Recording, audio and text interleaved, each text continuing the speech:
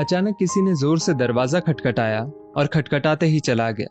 बेचारी यशोधरा जी ने जब तक रसोई घर से निकलकर अपने आटा सने हाथ धोकर पोछे, तब तक तो लगातार दरवाजे की कुंडी खटकती रही। वो बेचारी बार बार बोल रही थी, जरा सब्र करो, आ रही हूं, मैं बुढ़िया, घुटनों में तकलीफ रहती है, इतनी जल्दी भागकर दरवाजा नहीं खोल सकती। जैसे तैसे उन्होंने दरवाजा खोला तो देखा सामने उनकी बेटी श्री खड़ी थी। उन्हें बड़ा ही आश्चर्य हुआ कि ना कोई खोज ना खबर, मैंने भी बुलाया नहीं है, ऐसे कैसे अचानक से आ गई। उसे घूरते हुए बोली, आना है पहले खबर तो की होती, अकेली आई है, दामाद जी और बच्चे कहाँ हैं। यशोधरा जी ने एक साथ अपनी बेटी श्री से कई सवाल कर डाले। माँ, कोई अपनी लाडली इकलौती बेटी का स्वागत ऐसे करता है भला?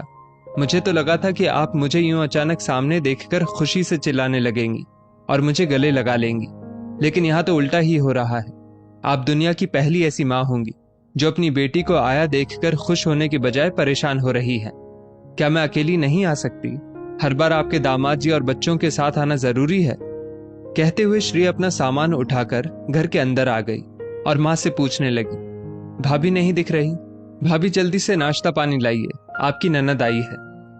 बहू घर पर नहीं है, किटी में गई है।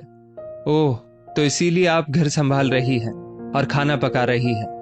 आपकी बहू के तो ठाठ हैं, सासू माँ घर भी संभाल लेती हैं और बहू के आने से पहले खाना भी पकाकर रख देती हैं। उन्हें तो घर आकर कुछ करना ही नहीं पड़ेगा। क्या खूब किस्मत है भाभी की। और एक मुझे देखो, मेरी सास तो मुझे कभी एक गिलास पानी भी नहीं देती। श्री ने ताना मारा, बेटा, इज्जत और प्यार पाने के लिए पहले हमें देना पड़ता है, तब मिलता है। ससुराल में अपनी जगह बनानी पड़ती है, वहां सब कुछ आसानी से हासिल नहीं होता। तुम अपनी सासू माँ से एक गिलास पानी की उम्मीद कर रही हो, क्या तुमने उनकी बहू होकर उन्हें कभी एक गिलास पानी दिया है? तुम शादी के बाद ससुराल में रही ही कब हो? जब तुम्हारा मन करता है तब सामान उठाया और चली आई मायके। मायका ससुराल एक ही शहर में होने का ये मतलब बिल्कुल नहीं होता कि जब मन करे चली आओ। मायके में भी बेटियों को इज्जत तभी मिलती है जब वो इज्जत से आती है। रोज रोज बिन बुलाए आने से तो कोई नहीं पूछेगा। तुम मेरी बहू से बराबरी मत करो, वो कभी बिन बुलाए ना मायके जाती है और ना ही वहां के मामलों में दखल अंदाजी करती है। जब तक वो घर में रहती है मुझे किसी काम को हाथ नहीं लगाने देती। अभी भी मैं अपनी मर्जी से ही काम कर रही हूँ, वो मुझसे कहकर नहीं गई है। अपनी बेटी को माँ से बेहतर कौन जान सकता है। मैं तुम्हारा स्वभाव बहुत अच्छी तरह जानती हूँ। तुम्हारे ससुराल वाले बहुत अच्छे हैं, तुम ही उनके साथ निभाना नहीं चाहती। ससुराल ससुराल होता है, मायका मायका। मायके में हमारी मर्जी चल सकती है, लेकिन ससुराल में पहले हमें सबका दिल जीतना पड़ता है। बड़े छोटों सबको इज्जत प्यार देना पड़ता है, जिम्मेदारियों को निभाना पड़ता है, तब सब बहू को प्यार करते हैं। तुम कोई जिम्मेदारी निभाना नहीं चाहती, इसलिए रोज मायके चली आती हो। यहाँ आकर भी यही करती हो। जब मुझे तुम्हारा ये व्यवहार पसंद नहीं आता तो तुम्हारे ससुराल वालों को कैसे पसंद आ सकता है? तुम कह रही हो आपकी बहू के ठाठ है, तो बिल्कुल सही बात है। उसने यहाँ हम सब के दिलों में अपनी जगह बनाई है।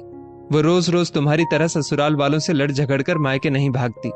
शायद इसलिए उसकी मायके ससुराल दोनों जगह इज्जत है।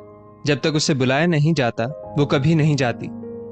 आज माँ ने खूब कसकर बेटी को उसकी नादानियों के लिए लताड़ लगाई, क्योंकि उन्हें लगा कि अभी उन्होंने उसे नहीं समझाया तो वो कभी नहीं समझेगी। तब तक बहू भी आ गई। अरे दीदी, आप कब आई? मुझे फोन कर दिया होता, मैं तुरंत आ जाती।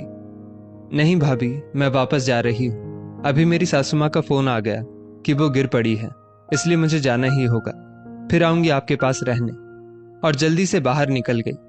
बहू ऋचा उसे रोकती रह गई। सासू माँ ने बहू को भी बेटी को रोकने से मना कर दिया। जाने दो बहू, पहले अपना घर संभाले, उसके बाद मायके आए। तुम भी तो कभी बिन बुलाए मायके नहीं जाती।